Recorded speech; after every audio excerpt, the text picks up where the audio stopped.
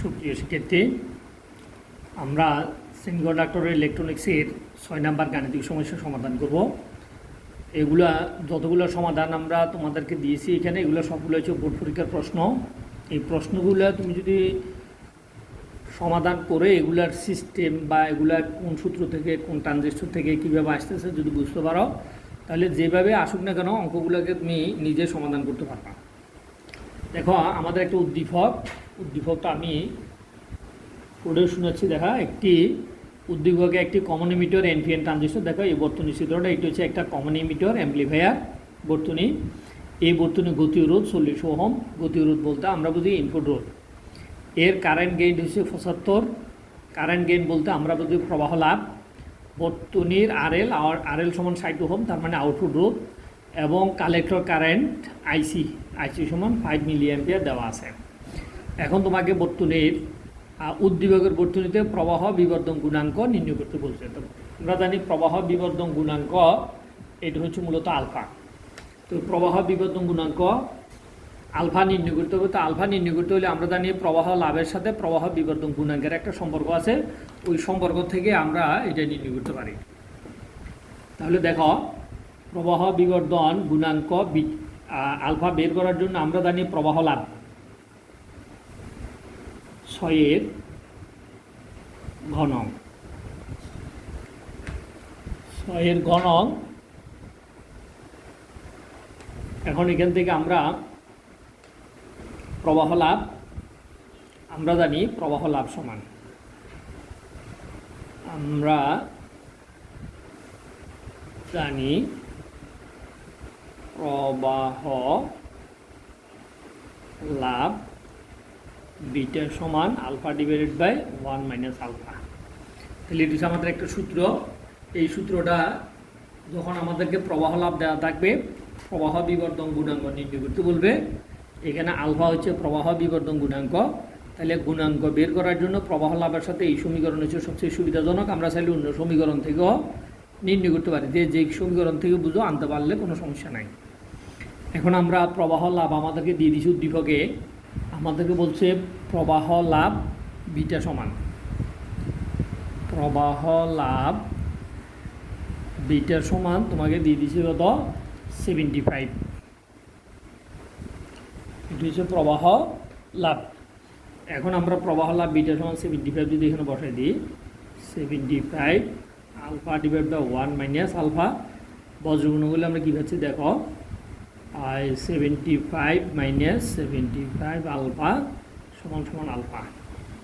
পক্ষান্তর করলে 75 সমান সমান এইটারে 75 একে 76, 76 আলফা।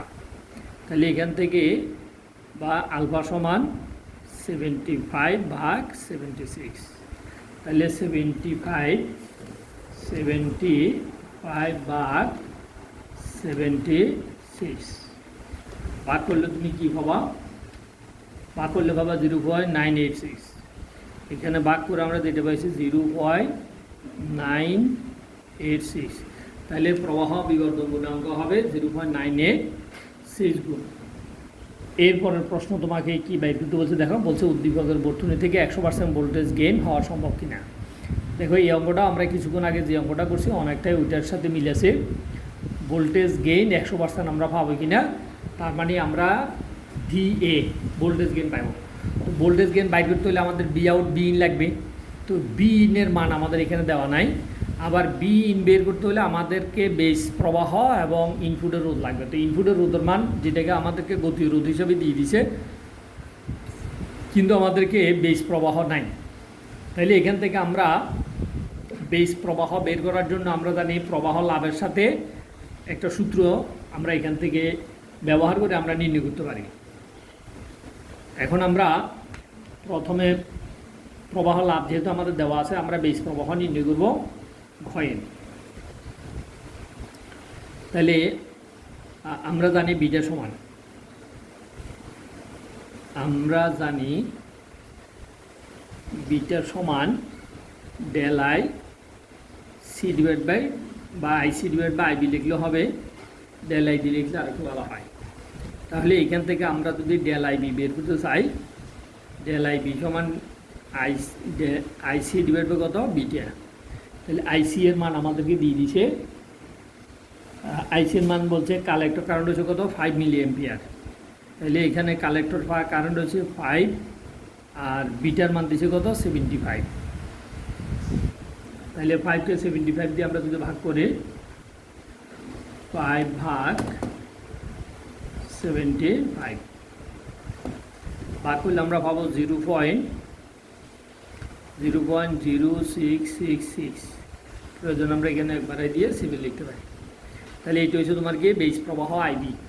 তো বেস প্রবাহ যদি আমরা পাই তাহলে ইনপুট ভোল্টেজ আমরা পাবো বি ইন সমান সমান হচ্ছে আইবি গুণন আরআই।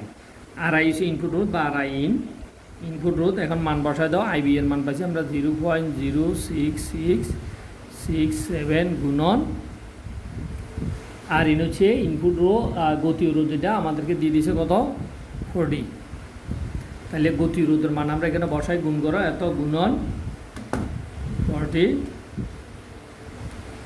তাহলে 2.66। তাহলে আমরা এখান থেকে ক্যালকুলেটর করে হিসেব নিকাশ করে পাচ্ছি 2.666। তাহলে এটা হচ্ছে ইনপুট ভোল্টেজ। এরপর আমরা জানি ভোল্টেজ গেইন।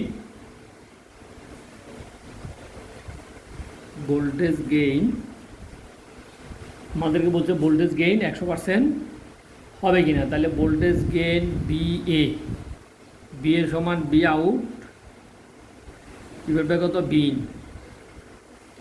তো বি আউট নির্ণয় করার জন্য আমাদের সূত্র হচ্ছে আইসি গুণন আরএল, আর বিন নির্ণয় করার সূত্র হচ্ছে আর ইন গুণন আইবি। এখন আমরা মানগুলো বসাই দিই। আইসি সমান আমাদের দেওয়া আছে 5 গুণন আরএল সমান দেওয়া আছে 60 ডিভাইডেড বাই আর ইন সমান দেওয়া আছে 40 গুণন আইবি সমান আমরা পাইছি কত 0.0666। আমরা 3 পর্যন্ত লিখি। এখন এখানে আমরা এটা ভাগ করলে 40 গুণন 0.0666 এটা গুণ করলে কত পাওয়া যায় 2.664। এখানে নিচে আমরা লিখতে পারি 2.664 আর উপর রয়েছে 530 300। তাহলে এখন এবার 300 ভাগ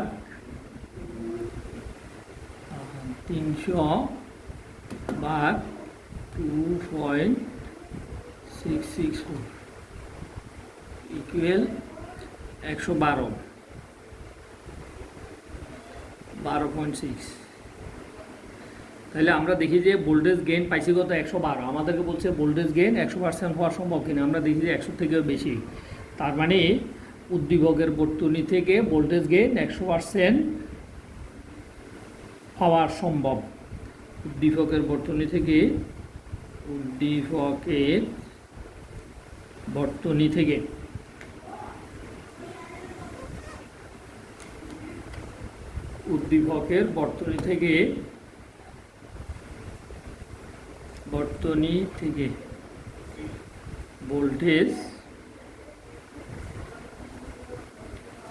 ভোল্টেজ গেইন